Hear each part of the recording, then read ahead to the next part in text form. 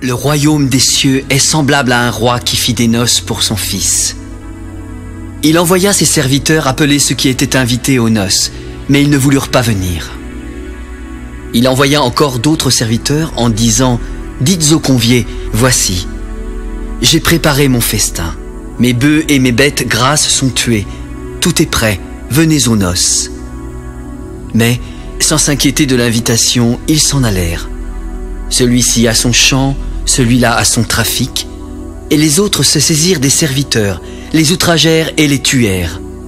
Le roi en fut très irrité. Il envoya ses troupes, fit périr ses meurtriers et brûla leur ville. Alors il dit à ses serviteurs, « Les noces sont prêtes, mais les conviés n'en étaient pas dignes. Allez donc dans les carrefours et appelez aux noces tous ceux que vous trouverez. » Ses serviteurs allèrent dans les chemins, rassemblèrent tous ceux qu'ils trouvèrent, méchants et bons, et la salle des noces fut pleine de convives. Le roi entra pour voir ceux qui étaient à table, et il aperçut là un homme qui n'avait pas revêtu un habit de noces. Il lui dit, « Mon ami, comment es-tu entré ici sans avoir un habit de noces ?» Cet homme eut la bouche fermée. Alors le roi dit aux serviteurs, « Liez-lui les pieds et les mains et jetez-le dans les ténèbres du dehors, où il y aura des pleurs et des grincements de dents. Car il y a beaucoup d'appelés, mais peu d'élus. » Alors, les pharisiens allèrent se consulter sur les moyens de surprendre Jésus par ses propres paroles. Ils envoyèrent auprès de lui leurs disciples avec les Hérodiens. « Maître, nous savons que tu es vrai et que tu enseignes la voie de Dieu selon la vérité, sans t'inquiéter de personne, car tu ne regardes pas à l'apparence des hommes. Dis-nous donc ce qu'il t'en semble. Est-il permis ou non de payer le tribut à César ?» « Pourquoi me tentez-vous, hypocrite? Montrez-moi la monnaie avec laquelle on paie le tribut. De qui sont cette effigie et cette inscription? »« De César !»« Rendez donc à César ce qui est à César, et à Dieu ce qui est à Dieu. » Étonnés de ce qu'ils entendaient, ils le quittèrent et s'en allèrent. Le même jour, les Sadducéens, qui disent qu'il n'y a point de résurrection, vinrent auprès de Jésus. « Maître, Moïse a dit, si quelqu'un meurt sans enfant, son frère épousera sa veuve et suscitera une postérité à son frère. Or, il y avait parmi nous 7 frères. Le premier se maria et mourut. Comme il n'avait pas d'enfant, il laissa sa femme à son frère. Il en fut de même du second, puis du troisième, jusqu'au 7e. Après eux tous, la femme mourut aussi. À la résurrection, duquel des 7 sera-t-elle donc la femme? Car tous l'ont eue. » Vous êtes dans l'erreur, parce que vous ne comprenez ni les Écritures, ni la puissance de Dieu.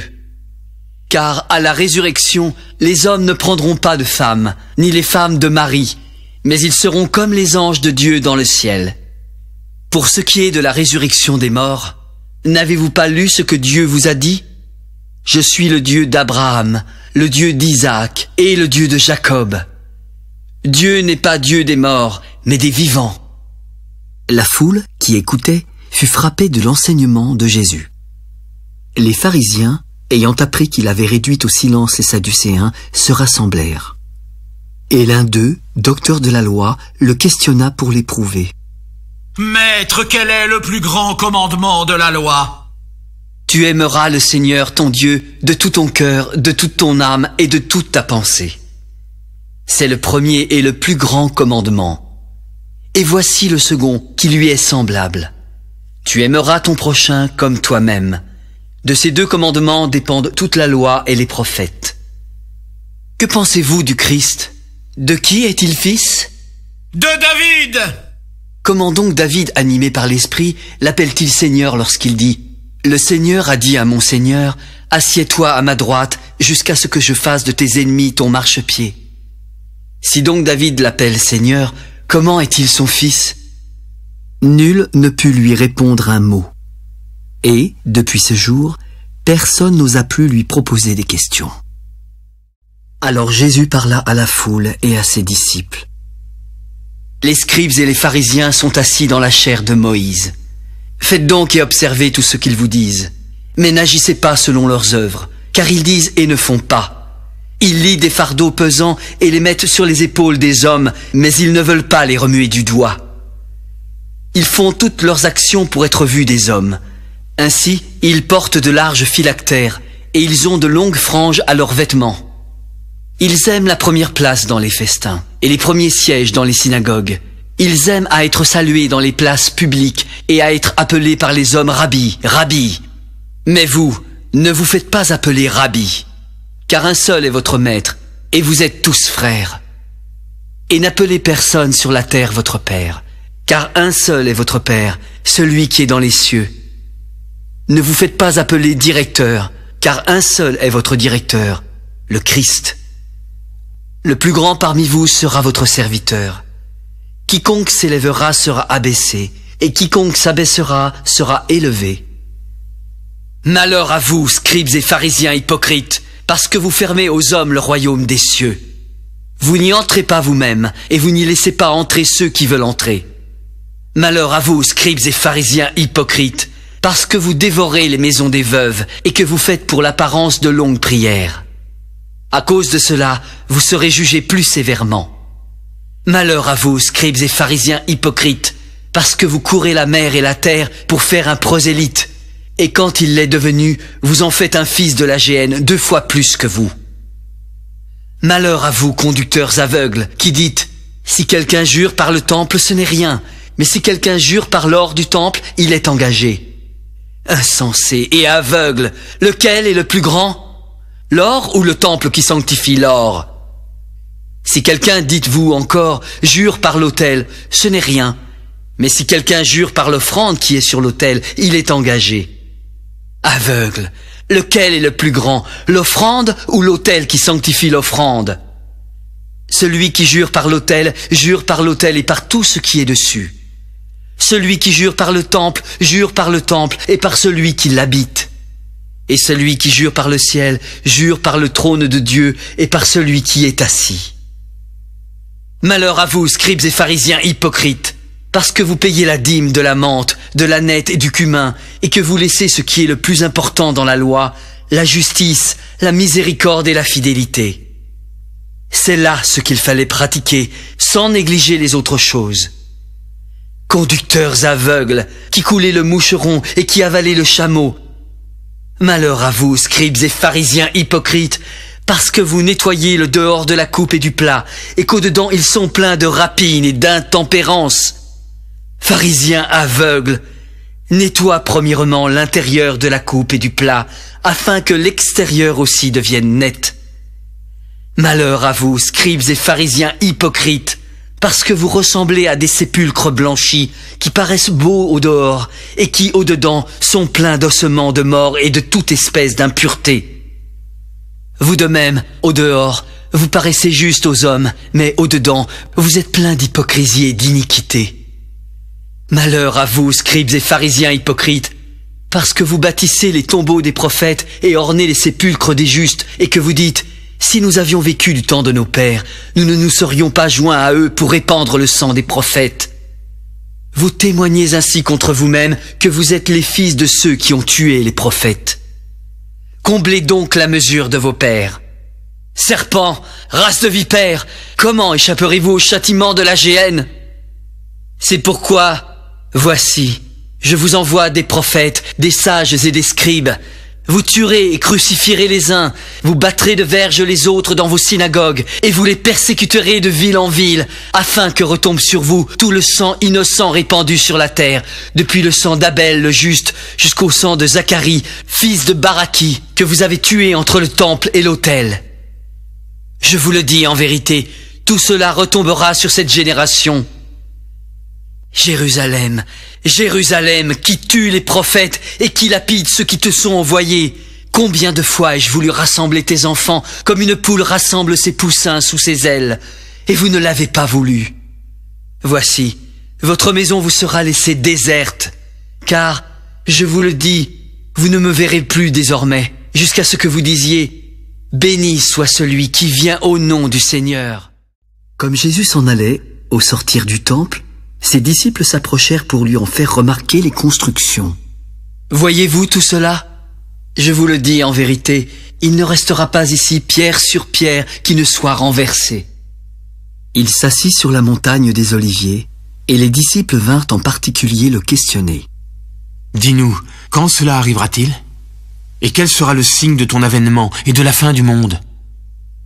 Prenez garde que personne ne vous séduise, car plusieurs viendront sous mon nom en disant « C'est moi qui suis le Christ », et ils séduiront beaucoup de gens. Vous entendrez parler de guerre et de bruit de guerre. Gardez-vous d'être troublés, car il faut que ces choses arrivent, mais ce ne sera pas encore la fin. Une nation s'élèvera contre une nation, et un royaume contre un royaume, et il y aura en divers lieux des famines et des tremblements de terre. Tout cela ne sera que le commencement des douleurs. Alors on vous livrera au tourment et l'on vous fera mourir, et vous serez haïs de toutes les nations à cause de mon nom. Alors aussi plusieurs succomberont, et ils se trahiront, se haïront les uns les autres. Plusieurs faux prophètes s'élèveront, et ils séduiront beaucoup de gens. Et, parce que l'iniquité se sera accrue, la charité du plus grand nombre se refroidira. Mais celui qui persévérera jusqu'à la fin sera sauvé. Cette bonne nouvelle du royaume sera prêchée dans le monde entier pour servir de témoignage à toutes les nations. Alors viendra la fin. C'est pourquoi, lorsque vous verrez l'abomination et la désolation dont a parlé le prophète Daniel, établis en lieu saint, alors que ceux qui seront en Judée fuient dans les montagnes. Que celui qui sera sur le toit ne descende pas pour prendre ce qui est dans sa maison. Et que celui qui sera dans les champs ne retourne pas en arrière pour prendre son manteau. Malheur aux femmes qui seront enceintes et à celles qui allaiteront en ces jours-là. Priez pour que votre fuite n'arrive pas en hiver, ni un jour de sabbat. Car alors, la détresse sera si grande qu'il n'y en a point eu de pareil depuis le commencement du monde jusqu'à présent, et qu'il n'y en aura jamais. Et si ces jours n'étaient abrégés, personne ne serait sauvé. Mais à cause des élus, ces jours seront abrégés. Si quelqu'un vous dit alors « Le Christ est ici » ou « Il est là », ne le croyez pas, car il s'élèvera de faux Christ et de faux prophètes. Ils feront de grands prodiges et des miracles au point de séduire, s'il était possible, même les élus. Voici, je vous l'ai annoncé d'avance. Si donc on vous dit « Voici, il est dans le désert », n'y allez pas. Voici, il est dans les chambres, ne le croyez pas. Car comme l'éclair part de l'Orient et se montre jusqu'en Occident, ainsi sera l'avènement du Fils de l'homme. En quelque lieu que soit le cadavre, là s'assembleront les aigles. Aussitôt, après ces jours de détresse, le soleil s'obscurcira, la lune ne donnera plus sa lumière, les étoiles tomberont du ciel et les puissances des cieux seront ébranlées. Alors le signe du Fils de l'homme paraîtra dans le ciel. Toutes les tribus de la terre se lamenteront, et elles verront le Fils de l'homme venant sur les nuées du ciel avec puissance et une grande gloire. Il enverra ses anges avec la trompette retentissante, et ils rassembleront ses élus des 4 vents, depuis une extrémité des cieux jusqu'à l'autre. Instruisez-vous par une comparaison tirée du figuier. Dès que ses branches deviennent tendres et que les feuilles poussent, vous connaissez que l'été est proche. De même, quand vous verrez toutes ces choses, sachez que le Fils de l'homme est proche, à la porte. Je vous le dis en vérité, cette génération ne passera point avant que tout cela n'arrive. Le ciel et la terre passeront, mais mes paroles ne passeront point. Pour ce qui est du jour et de l'heure, personne ne le sait, ni les anges des cieux, ni le Fils, mais le Père seul. Ce qui arriva du temps de Noé arrivera de même à l'avènement du Fils de l'homme. Car dans les jours qui précédèrent le déluge, les hommes mangeaient et buvaient, se mariaient et mariaient leurs enfants, jusqu'au jour où Noé entra dans l'arche. Et ils ne se doutèrent de rien, jusqu'à ce que le déluge vînt et les emporta tous. Il en sera de même à l'avènement du Fils de l'homme. Alors, de 2 hommes qui seront dans un champ, l'un sera pris et l'autre laissé. De 2 femmes qui moudront à la meule, l'une sera prise et l'autre laissée. Veillez donc, puisque vous ne savez pas quel jour votre Seigneur viendra. Sachez-le bien, si le maître de la maison savait à quelle veille de la nuit le voleur doit venir, il veillerait et ne laisserait pas percer sa maison. C'est pourquoi vous aussi, tenez-vous prêts, car le Fils de l'homme viendra à l'heure où vous n'y penserez pas. Quel est donc le serviteur fidèle et prudent que son maître a établi sur ses gens pour leur donner la nourriture au temps convenable? Heureux ce serviteur que son maître à son arrivée trouvera faisant ainsi. Je vous le dis en vérité, il l'établira sur tous ses biens. Mais si c'est un méchant serviteur qui dit en lui-même « Mon maître tarde à venir », s'il se met à battre ses compagnons, s'il mange et boit avec les ivrognes, le maître de ce serviteur viendra le jour où il ne s'y attend pas, et à l'heure qu'il ne connaît pas, il le mettra en pièces et lui donnera sa part avec les hypocrites. C'est là qu'il y aura des pleurs et des grincements de dents.